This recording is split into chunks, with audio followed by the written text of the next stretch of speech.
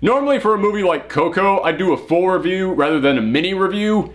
However, if I talk about this movie for more than 10 minutes, I will start sobbing uncontrollably. Let's just start the review already.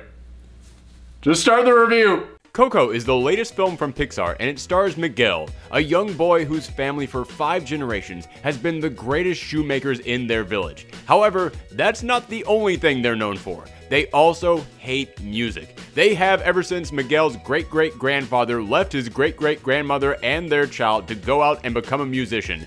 But Miguel loves music. He looks up to Ernesto de la Cruz, the greatest musician in the history of Mexico, and he wants to be just like him. And one day, during Dia de los Muertos, he finds himself transferred to the land of the dead, where he goes on a quest to change his ancestors' mind and get their blessing to become a musician.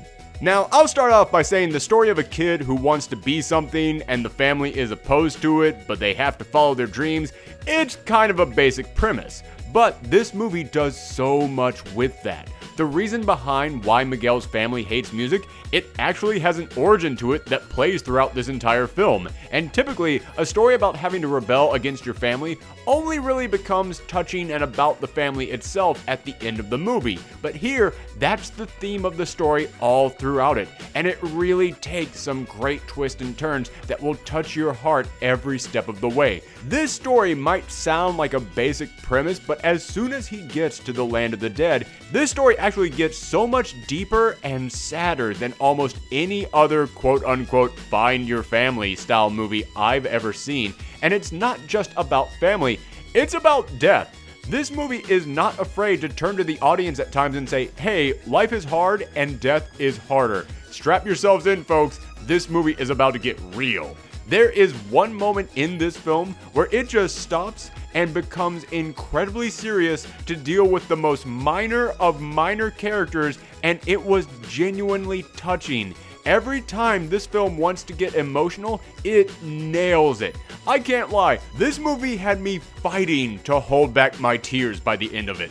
In fact, the only reason why I didn't cry at this movie in the theater is because I got sat down right in the middle of a group of 5 kids, and my need to not be a grown-ass man crying in front of a group of children was stronger than this movie. However, if I had been watching it by myself, oh god yes, it would have been a waterfall. But I don't want to make everyone think that this film is just nothing but pure sadness and death. No, this movie is actually a ton of fun. There's humor all throughout it that didn't make me laugh out loud, but it never failed to make me chuckle, and the Land of the Dead itself is a blast. The art design is absolutely stunning, and it makes everything seem so full of life.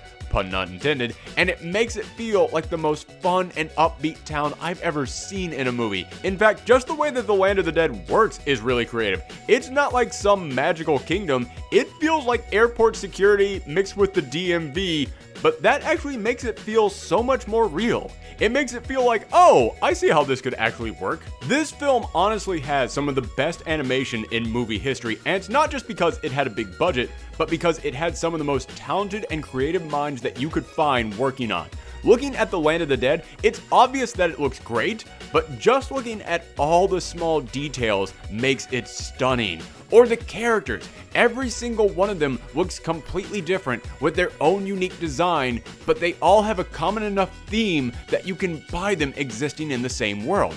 Every single inch of this film is gorgeously mapped out, all the way down to the tiny details. I was impressed with the Land of the Dead, but shortly after you see it for the first time, there's one small bit of animation that was far more subtle that actually made me gasp. However, as much as I want to give this an absolute perfect score, there are a few small things keeping me from it. One being the protagonist himself. Don't get me wrong, I like Miguel, and the actor playing him was fantastic.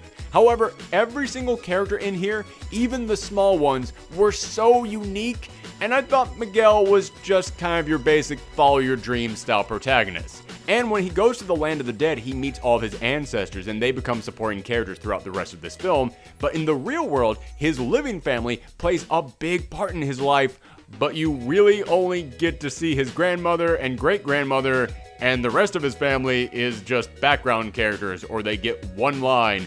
I would have gotten a much larger impact from the big finale of this film had I gotten to spend more time with them. And there are several twists that happen all throughout this film, and in all honesty, I kinda called all of them before they happened.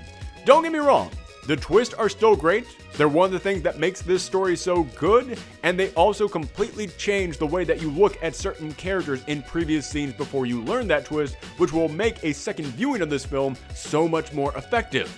However, it's really hard for me to get 100% invested in a film when I spend about half an hour going, hasn't anyone figured this out yet? It's totally obvious. And along those same lines, there is a villain in this film, and on their own, the villain is great. But they kind of follow a pattern of villains in about 90% of all Pixar and Disney films over the past 10 years. Again, if I could separate myself from all those other movies and just look at this one by itself, I would have no problems. But because it matches the villains in almost every other Pixar movie out there, yeah, there was no surprise there at all. However, those problems are just shavings off of a masterpiece. It's the only reason I'm not giving this a perfect 10, because this movie takes an old formula and makes it refreshing. It makes it fun. It gives us a quest that will bring you sad tears and happy tears, sometimes both at the same time. And it reminds us that Pixar is willing to treat its audience like adults, even when they're kids, because it's not afraid to get deep and serious. This movie really does provide entertainment and art on almost every level, so I'm giving it a 9.5 out of 10.